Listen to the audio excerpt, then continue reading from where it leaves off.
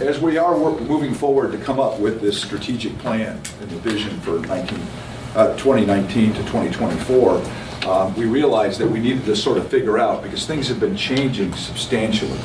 The last 10 years, we didn't have LED light bulbs everywhere, we didn't have electric cars everywhere, photovoltaics were still way too expensive, and so on and so forth. And today, we're where we are, it's going gangbusters, and what's it going to do into the future? And then how are we going to position FSEC to respond to that? So I'll do my darndest to give you, brief overviews of where people are looking out there, people that study this nationwide in activities. I've got a lot of wonderful, great news. The amount of jobs that we've got today already in Florida are just phenomenal. And we've just started on all this stuff. So the truth is, I think it's the best that we should be selling this in renewable and climate change and economics and everything is the jobs. It's just phenomenal. How's that going? And I'll get to that later. Okay, let's go. Oh, I can do it. That's it. You have a pointer on there too. Oh, that's the bottom one, huh? Yeah. Okay, thanks. Okay, I know this is a busy slide, but it does demonstrate what happens in the state of Florida regarding our energy consumption. Now, this is a 2014 number because it's the last one that I have for the state of Florida, the latest one from the Lawrence Livermore National Labs. The U.S. one on their website is up to 2017, but the state of Florida one is still 2014. So these have obviously changed a little bit, but it gives you the idea. So over here on the left, we have the primary sources of fuel. So these are all the things that come into Florida. Most of those are imported. We're heavily dependent on natural gas, coal, and petroleum. And you can see here that $1.6 billion worth of natural gas, $68.7 million of coal. Oh, wait a minute, I moved these, they may have slid on me. Yes, they did. Okay, the numbers are, yeah, coal is 68 million. No, something's goofy here. Anyway, petroleum is $40 billion worth of fossil fuels. The total is $42 billion in primary fuels, all of which are imported in the state of Florida. So we spend $42 billion a year imported on fossil fuels. Okay, I don't have the price for the nuclear as a fuel itself, right? We then take these things and process them into what? One of the major things, of course, we do is generate electricity. Okay, all the customers spent $24 billion on electricity back in 2014. Okay, so on adding these numbers up, $67 billion has been effectively spent on energy. Okay, as we go through this, both the electricity and some of these other primary fuels are then used, and then most of our applications are residential, commercial, and industrial. You can see pretty prevalent on electricity in Florida, okay? Some natural gas down here for industry, and obviously for backup generators, all of a sudden you're turning some natural gas on that you never needed before, and you lead to a problem, as Kelly pointed out. But this gives you a flavor of how that works. And then you can see the petroleum that comes in for transportation. Now the gray lines up here are the rejected, the amount of energy that we waste. And the dark is the actual energy services that we produce. And so you can see here, as maybe a lot of you know, in petroleum, typically if we're lucky, we're 20% efficient. So it means that we take $40 billion here and throw away, in this case, 80% of it. It doesn't provide any useful work. Okay? Electricity generation, not as bad as petroleum, but it's up in the 60%. It's about 60% efficient as far as using its energy. Our occupants, our buildings, do relatively well. If you look, you can see that the dark black line is bigger than the gray line that comes out of them. But we still can make lots of improvements here. And as I've already pointed out, transportation sort of stinks. Okay. Or another way of looking at this is we spend $67 billion on energy. Almost all of it, at least from the primary fuel, the $42 billion comes from outside the state. And then we waste 70% of it. Now, the state's budget is $80 billion. And we always argue about wasteful government spending. This is hideous. This is far worse. It's all imported money. And then we spend the money and it leaves. At least the state's budget is spent in the state. Right? So this gives you a flavor of where we're at. Now, we'd like to make lots of improvements on this. And I'll remind everybody, energy itself is maybe a means to an end. But once you burn it, it's gone. There's no wealth in energy use. Your real goal should be to use the least amount as you possibly can and generate a high GDP. And we're starting to do that. We've decoupled energy from our gross domestic product in the United States, and Florida has done that as well too. But this is sort of where we're at, and where we'd like to be is hopefully not rejecting so much energy. This gives you a snapshot. Huh? Is that unique to Florida, or Now, everywhere in the United States is that. Now, what's different, of course, is that we are relying a lot more on electricity than others, and the transportations and things. And I will give you, at least in the jobs area, okay, where all these jobs are that appear in different states and rankings with this. But I have the costs of all the energy sources in comparison to the United States for residential customers, where they spend. And you can divide that through by the income that they make in different states. And you can look at all these inequities and all that thing. So the data is available. We all stink. Some do better than others, okay? But we're all terrible at that. It's just the reality of processing fossil fuels into something more useful is that it's pretty wasteful, okay? Combined heat and power would take advantage of that. There's a lot of ways to solve some of those problems. So each state has a map. And you can go look at that website. This will be posted on the web. And you can go look and see, compare the different states if you like. This is the actual electricity as far as the number of customers in Florida. This came from the last year's 10-year site plan, the 2018 review. So this is of 2017 data. But you can see that there's 8.9 million residential customers in Florida. Okay. You can then see where the energy is actually used. Okay, you can see that the residential customers make up 89%, but then they use 53% of the energy.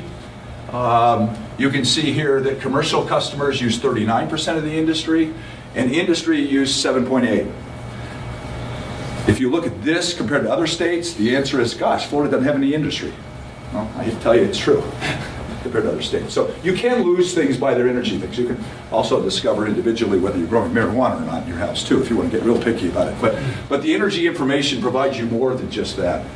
If I take these pies and divide the numbers through, the average residential customer in Florida on a yearly basis uses 13,000 kilowatt hours per year. And if you were magically to replace all that electricity through net metering, that would mean the average customer would have 9.4 kilowatts of photovoltaics, and likewise for the commercial and the industrial ones. But the truth about it is 90% of all the electricity is used in our buildings. Okay, nationwide, that's probably 70%. So the opportunity to be more energy efficient in our buildings is a good one. Okay, there's plenty of opportunities for that. I'd like to talk to you a little bit about the transitions that we've started to see with technology. If I remind you back, Florida thought climate change was an important thing back in 2008 time frame. We actually had an energy and climate action team in the state of Florida. And we were looking at the ideas that we were concerned about the way we were using energy and we could use it more wisely. But back then, the cost of photovoltaics, and I remember having arguments when I served on that committee, people couldn't believe it. 35 cents, that's way too cheap. Solar isn't anywhere near 35 cents. Okay, levelized cost of electricity. And that was back when we were paying 8 cents out of the wall. And they were arguing with me that it wasn't even 35 yet. But you can see here that on a module prices that we've dropped 94% since 2008. Okay, onshore wind has dropped 37% since 2008. And the price of lithium-ion batteries has dropped 85% since 2010. Okay, so these learning rates are just phenomenal. Now, LED light bulbs have surpassed all of this. They've just took off. You can't buy any Christmas tree lights anymore that aren't LEDs.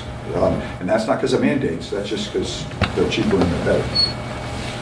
This gives you a flavor where we are at a utility basis. This is Lazard. They're a big independent financial bank, but does studies on energy technologies to make investments because they make major investments in these. So this is their data. Of course, this is past data in all these cases. So they've carried out these reports, and you can go find them. They're very informative. They start back in 2009 all the way up until 2018 data. And you can see that utility scale solar was way up here. I was telling you, 35 cents. Okay, this is the equivalent of 35 cents a kilowatt hour. These are dollars per megawatt hour. So solar was way up here. By far and away the most expensive thing. And our gas turbines on my green, were down here. Okay? Right? You can see as we move down this curve, at utility we sort of crossed over here in 2015, kind of commensurate with our utilities in Florida starting to do solar activities at the same time. right? And you can see here that it's dropped down, where today it's about the same price as wind. Wind has sort of been a little bit steady, okay, and it's come down. It's still a reasonable amount, okay? And even in this last year, it went down 69%. It doesn't look big, but when you're down to $40, $4 or $5 is quite a bit. Or maybe those are over the course of the beginning of time. I don't remember those percents. So you can see then, once again, solar has really dropped and it's gone down here. And this is the main reason for the explosion that we've had in utility solar throughout the United States, as well as Florida. Back in these earlier time frames, it was states that had renewable portfolio standards that sort of caused this. But now it's just straight economics. Effectively, we're printing money if we're putting solar. What is solar thermal tower? Solar thermal could be the power towers. You know, they're giant mirrors that focus the sun's energy in the form of thermal on a centralized spot. And in a lot of the cases, they'll actually use molten salts so they can run those power plants. You know, they have built-in energy storage with them, so there's advantage of those. That technology has dropped down in price, but photovoltaics just blew right by it. But we're still interested in that because it does have the ability to do built-in storage. Okay. So I mentioned, so we're now to the point where we're actually at tipping points. Okay, and so these are now, once again, these are U.S. installations. This is from Bloomberg. We just presented, I guess I don't have the date, in February of this year. This shows the U.S. for coal prices, okay, natural gas combined cycle turbines, okay, and utility scale PV.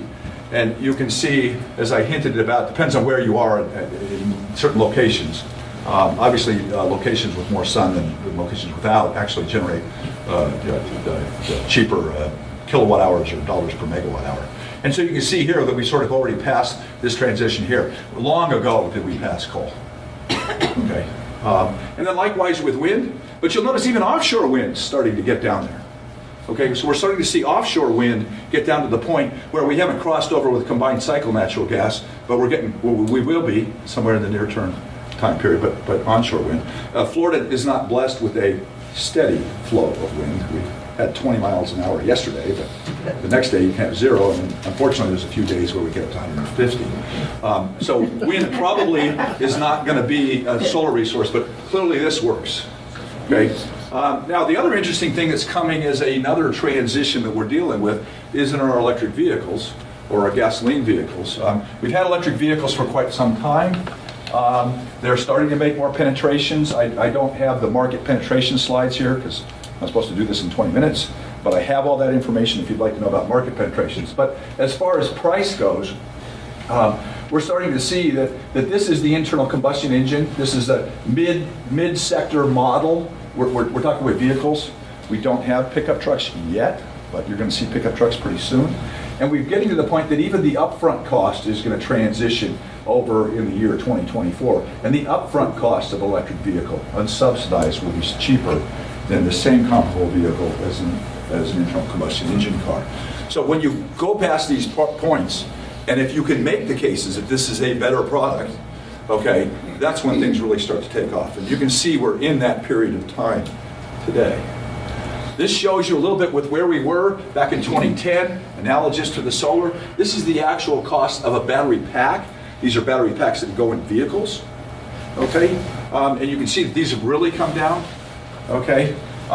Some of this that's occurring down in here is not only just due to the technologies, and we're going to hear at the next presentation a bit about the different chemistries and technologies and where you use those applications as we move forward. But a lot of this is just sheer gigafactory manufacturing and doing all these other things in addition to the innovation, moving maybe to solid electrolytes that aren't flammable and so forth. But once again, this is where we anticipate the sort of the crossover to occur, all within this time that we need to be looking at our strategic plan. So, I remind everybody, energy is fungible. You can move dollars around. Unfortunately, UCF didn't move dollars around properly this last time, and that's where some of our problems are. But if you use the money in the right buckets and you do that wisely, you can do things. But the future sort of is going to be that we need to be operating our buildings with electricity. Okay, and I think we're going to see more utility and rooftop solar and more energy efficient. And you have to do this all wisely. You have to use this electricity wisely. We got to drive our cars on float electricity. far cheaper than gasoline. I'm going to talk to you later about what the cost of the solar on my roof is and the Nissan Leaf that I have and what I pay on gasoline equivalents as we get later. Fossil fuel prices, they've been actually stagnant for quite some time, but they still do fluctuate widely. But eventually they're going to continue to be going up. They just have to, limited resource. And we import all of that. So the beauty about moving more to this solar efficiency and working it together and optimizing all those systems that were on the diagram that I showed you at the very beginning, the residences, the commercial, the industry, the transportation sector, the electricity generating sector, our goal is to perhaps not ship all our money out of the state of Florida. But that in turn then sort of gets us to the point where we're reducing greenhouse gases and NOx as just a result of doing good business, but we need to do it wisely. And then as I'll also show you, there's a lot to do with the jobs and the wealth state of Florida. So I'm throwing this out for a vision for the state of Florida. Okay? Spend little to no funds on imported primary fuels. Why should we ship money out of the state of Florida when all we do is burn it? And most of it we don't burn wisely. Let's get it all in the state of Florida. Now, we don't have wind. Texas has wind.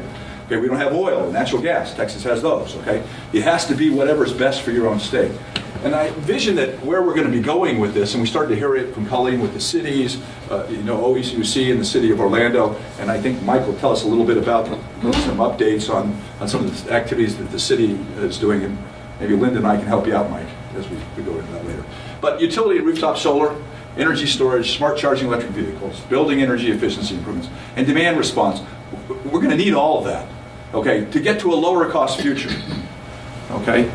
And we'd like that to be a lower cost future. Okay, we shouldn't be doing it if it's going to cost us way too much money, but I think if we do it wisely, it'll actually be cheaper than what we're doing today. We've got to do it wise and we've got to do it together. If we go down a non-optimal path, what we'll do is we'll build solar everywhere. We'll slap it everywhere, because it is cheap. It's cheaper than what you got today, okay, in your options, and I'll get into that. But in the future, it may lead to the complications, because obviously the sun doesn't shine all the time, and I can't net zero the state of Florida. It doesn't work. And both utilities and customers, those on each side of the meter, must be empowered to try to achieve this. And then if we do it right, we'll just by nature have resiliency associated with it.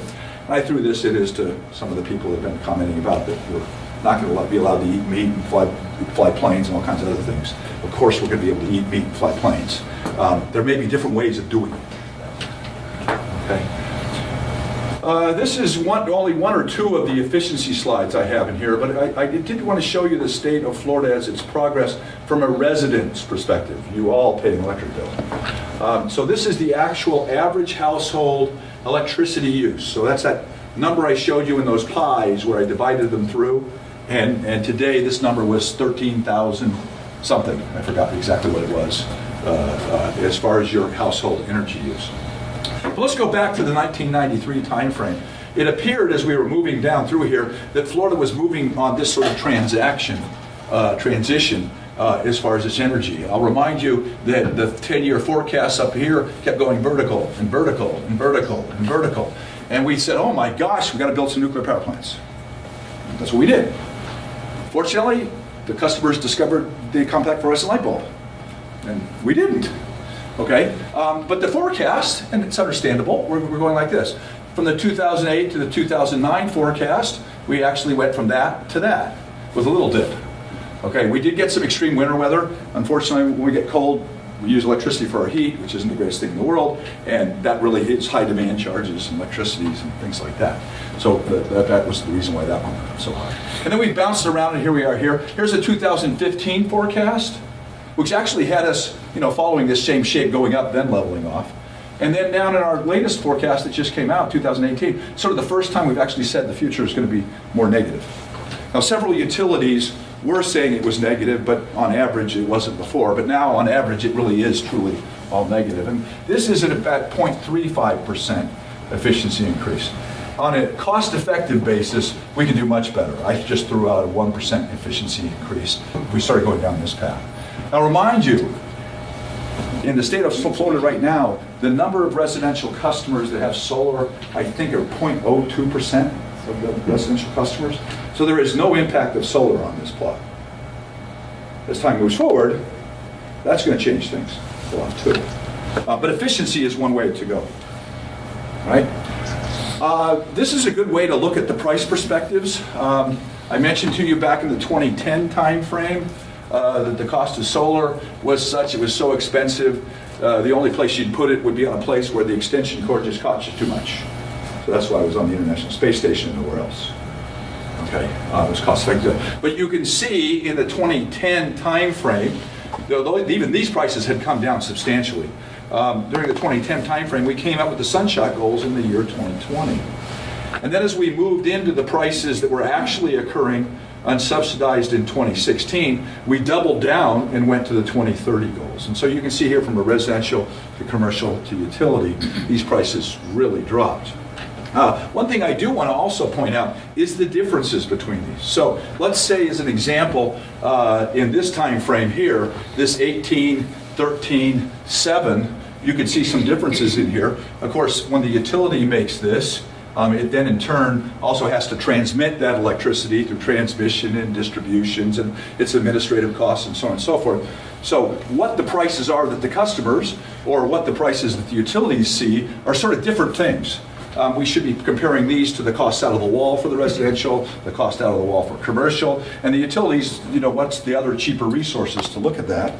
And so if I go ahead and put that on this slide, this is what I've added. So our cost residentially for electricity out of the wall on statewide average is been down in the 11 cents. It's started to move up a little bit in the last couple of years. This is a forecast based on a 2.3% growth rate. You can argue about whether you like that growth rate or not, and this is where we might be at the year 2030. So you can start to see as we move down this path and the traditional sources of electricity out of the wall go up like this, and this goes down like this, you know, people are going to switch if they have the upfront funds. And this is on average, this includes the average cost, which would include demand charges on average associated with our commercial customers. Their average, if they're wise users of energy, are smaller than the typical residential. My church, by the way, is not. It's far worse. And then these prices go on up. So you can see compared to out of the wall, this is where this is going.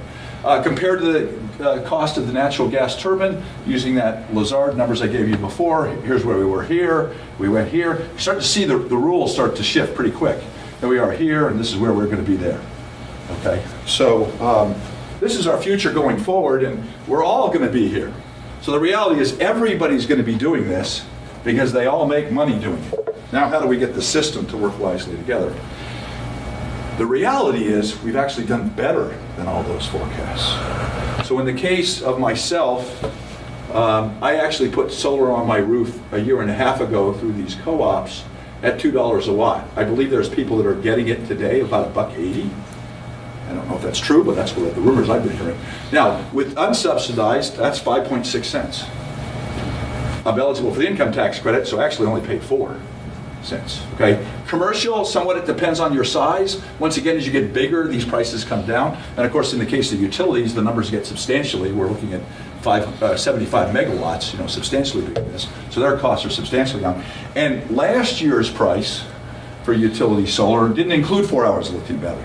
This year's price, at the same price, includes 4 hours of lithium batteries. I remind you that moves the utility peak 4 hours into the future and takes case of the daytime. So we're already starting to do this, and FPL's just announced a mega battery that's coming in effectively at that existing facility to effectively move that. Okay, so it hits our afternoon peaks. Right? These are all economic feasible for all the flood. So this just shows you where we're going to be. If we continue down the forecast drop that's been going on, we're going to exceed all our targets that we set before. Okay, I did not attempt to make forecasts for the utilities, but forecasting at the commercial things like this. So you're starting to get to the point where if that's what I'm paying out of the wall, of course I'm going to do this instead, provided I have roof space or real estate or the capital up front. It's just the way the economics are going. This shows you the United States solar deployment. This is Wood Mackenzie and SEIA. They just came out with this about 3 weeks ago. So this is throughout the country. You can see back in the 2010 time frame, it was equal amount of megawatts between the residential, non-residential, and the utilities. The utilities started to take off. This big, huge jump that occurred from here to here, as well as some of the jump actually occurred residentially as well, is because everybody was concerned that we were going to lose the income tax credit. There was debate that we would shut that down. So everybody in a hurry pumped out like crazy. It turns out that income tax credit was still allowed to be used. The 2017 year, as a result, dropped down, and then we're moving through 2018. You actually see overall in the United States that the total amount of solar dropped. It was actually a drop in utility solar here because the commercial actually went down a little bit, but the residential still went up. Okay, and then here we are moving into the future. Okay, one of the very interesting things at looking at this is that you'll see by the 2024 timeframe, 40% of the solar on a megawatt basis is being installed on the customer side of the meter. Okay, so we're starting to get to the point where there'll be just as much solar being put on the customer side as there is on the utility side. And we're moving down that path. This is Florida's actual installed capacity. Florida's electricity prices, both for our commercial customers, our residential customers, the utility's done an outstanding job of keeping those low. So despite the fact that we have sun here, it was more difficult to offset that cost because we've kept that relatively low. I'm sure we'll still continue to do that. And you can see here that the residential, the dark blue down here, actually follows about a 15% compound annual growth rate. The non-residential, in the last couple of years, you can see here, it's actually been growing at a faster rate. It's at 29%. The utilities clearly, really went up. Then another doubling. And then we sort of slowed up. The income tax credit, despite the income tax credit concerns, and then the tariffs, Florida's utilities are going gangbusters. The rest of the nation slowed down, but Florida's utilities are going gangbusters. And we've new announcements every day. The 10-year site plan data isn't valid within a week, okay, after it's coming out. And so the utilities are doing this. So I'll remind you here that FPL alone has announced about 1,000 megawatts a year in their 2030 plan.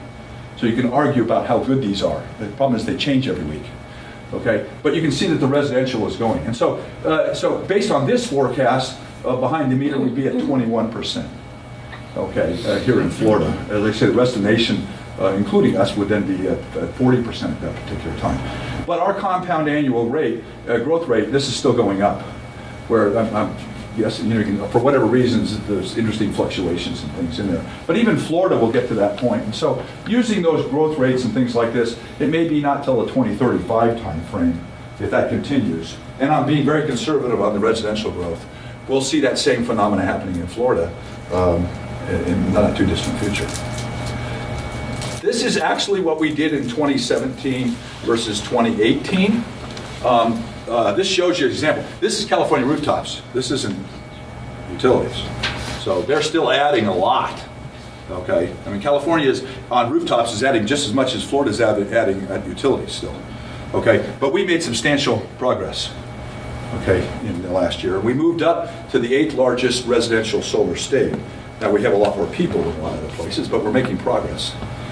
But I do really want to tell you about the jobs. The PV installer is the fastest growing job in the United States today, and it's forecasted to stay that way to by the year 2026. And this is Bureau of Labor Statistics that are stating this. It's the #1 job throughout the whole United States, and in Florida even more so. Right? Florida was the first one in new solar jobs last year. We had a 20.6% growth rate. Utility solar installations are great. I want more of them. Okay? But you need to know that in the installer jobs, look at the ratio, okay, of the installer jobs. This was for last year's, okay, which we are second in the nation in total installation jobs. They tend to all be on the roof. Okay. Likewise, we actually have 991 manufacturing jobs associated with solar in the state of Florida. We actually have some producers and some other folks.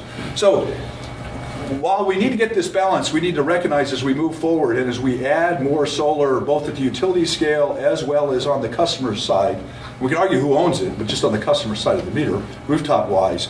And then the manufacturing. The real job growth here is on the roof and on our manufacturing floors. Right. This just came out about a week ago. This is an organization called E2 that does clean energy job studies throughout the United States. And you'll notice that the top 10 states for clean energy job total, we have 158,000. I'll remind everybody, this is twice as many people that are employed in agriculture in the state of Florida, and is more than the teachers in the state of Florida. I didn't point it out, but the average job salary for the solar workers in the United States is $39,000 a year. Happens to be more than the average. The beginning teacher works in the state of Brevard County here. So there's real job growth here, and we have only started. Okay, so if you want to talk about jobs, this is where they are. Okay, and as I said, solar is already #1 in Florida and expected to be for the next 10 years. And you can see that we've made a big increase. As I said, we were #1 in our increase this last year. We have some wind jobs, mostly in manufacturing, because we actually make wind turbines up in the panhandle of Florida.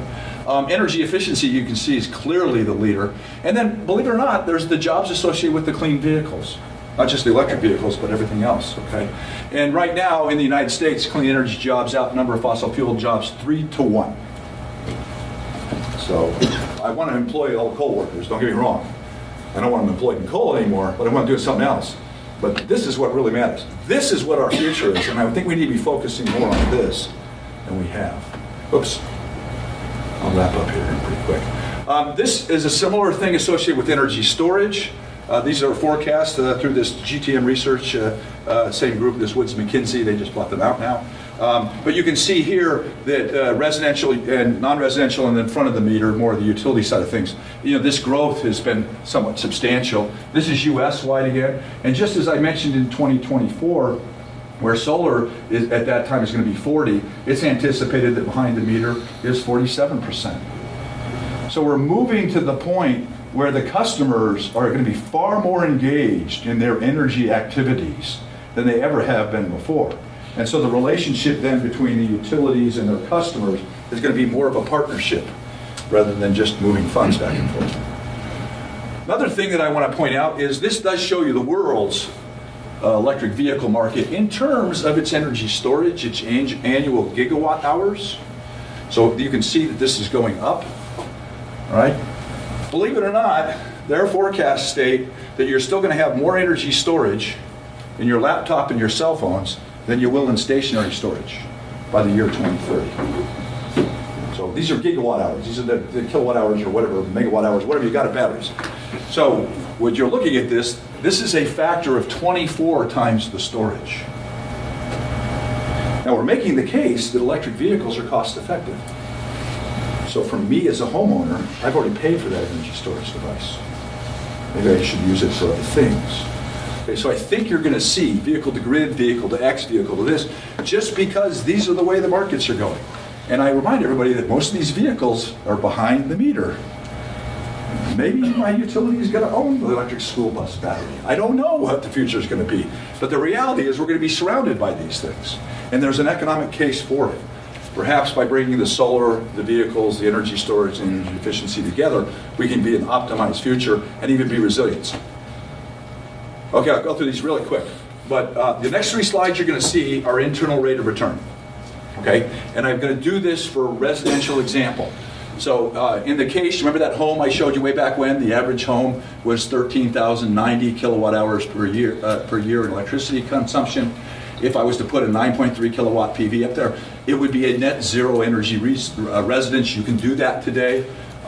If you didn't put any battery at all, this is that number I showed you before. It's about 12.7, I think, % here. Levelized cost of electricity is a little bit over 4.7, I think, with the income tax being available. Okay, this is the forecast for the year 2023, where the income tax is not available for the resident, but the price would be $1.36 per watt installed. Okay, and you can see here at that time, now you'd be waiting 4 years before you make your investment, so you're not making any money at all, but you can see it's close to 15%. Now, if I was to add batteries onto the system, a Tesla Powerwall you can go buy. Danny is not here yet, he's going to be here, is waiting for his 2 Tesla Powerwalls to show up on the wall. But he's actually ordered them, and it's going to be showing up pretty soon. But you can see as I add these kilowatt hours down here of battery storage away from zero, okay, that this investment isn't as good because you're buying a battery that really doesn't have an economic value to you. Maybe it's some peace of mind, maybe when you do your thing. But there isn't a business model really for on that battery. I myself have a gasoline generator that I plug into the wall when we have emergencies. And I hope I have plenty of gas in there. I can steal it from my boat, but yeah, okay. So that's the mindset I'm at. But even then, if you went to do this today, you can almost get a Tesla Powerwall installed, which is around here, and still make more than 6%. Okay.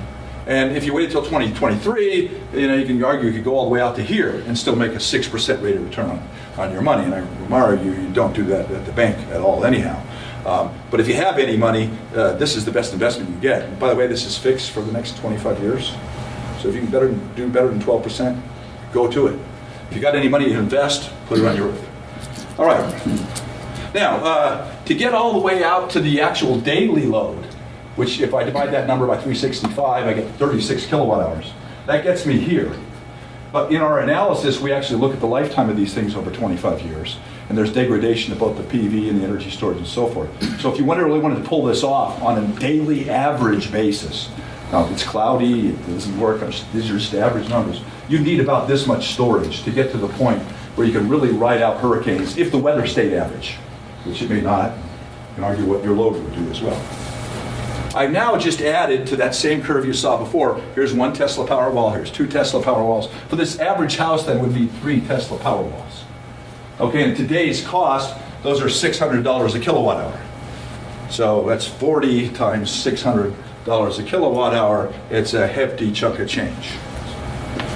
I'll remind you, my Nissan Leaf has a 40 kilowatt hour battery for it, and I paid $33,000 and I got the income tax credit for it. And so the battery in my car can do this. I just don't know how to talk to it yet. We do here at FSEC, by the way. Unfortunately, that costs expensive pieces of equipment. So that could be that future to get into. And once again, as I said before, this isn't really maybe cost effective to get there. Now, I am not somebody who likes mandates, except for maybe this one. Sometimes you have to tell people that the best thing to do, and you have to tell them to do it. That's what we do with our children. Otherwise, they still won't do it. And these are numbers that I'm getting from California, because California has mandated that all new homes will have solar.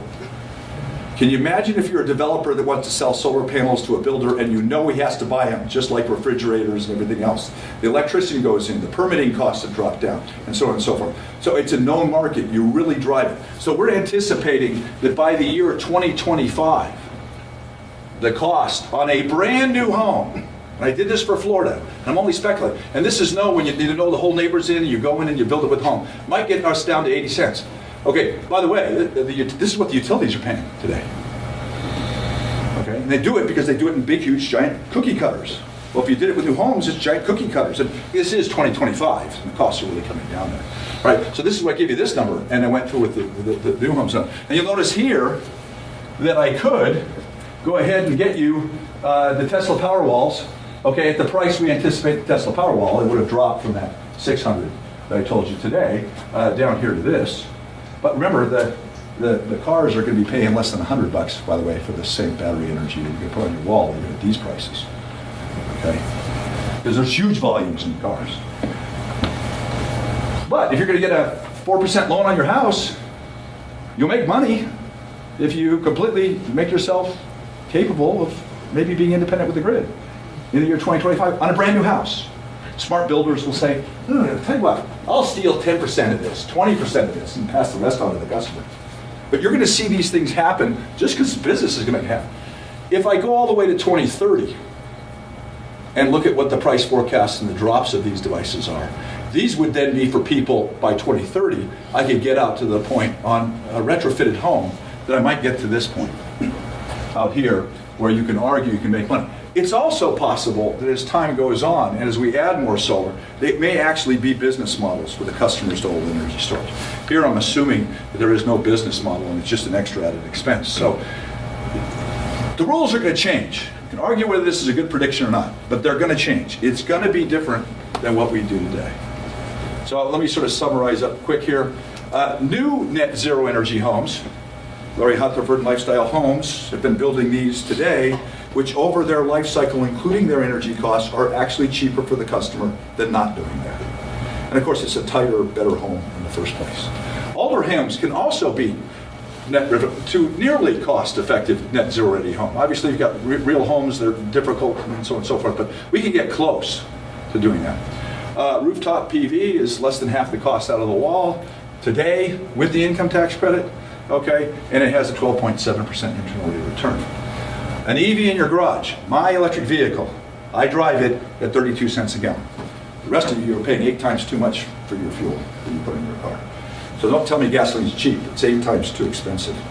And you could be making it and keeping all the profit and the jobs in Florida, whether it's utility or your own rooftop. It doesn't matter. You shouldn't be using imported gasoline. By 2025 in the US, half the deployment will be on the customer side of the meter. Florida, it'll be at a later time, but not that far away. Hopefully I'm still alive then. And in 2030, a retrofitted home with 9 kilowatt PV and a lithium-ion battery, and it's a resilient home, has a 10.6% internal rate of return. Now, I know that's quite a ways down the road, but that's what we'll be doing just because the economics say that we'll be doing it. The key is, can we get there wisely without chaos? The unsubsidized EV picker price, I already mentioned to you, that'll be cheaper than there. I already mentioned to you that by 2030, EVs will have 24 times the gigawatt storage, stationary or as laptop things. This is what I think is going to happen. Obviously, I'm not using the sun that occurs during the day to charge my vehicle because I'm at work. I think what you're going to find is you're going to have everybody going to work, charging their EVs using peak solar, then driving home, plugging in, and that battery, perhaps under utility control, will help meet the evening residential demand. I think the future is going to be one where utilities are more concerned about managing electricity, and we need them to do this. This has to occur.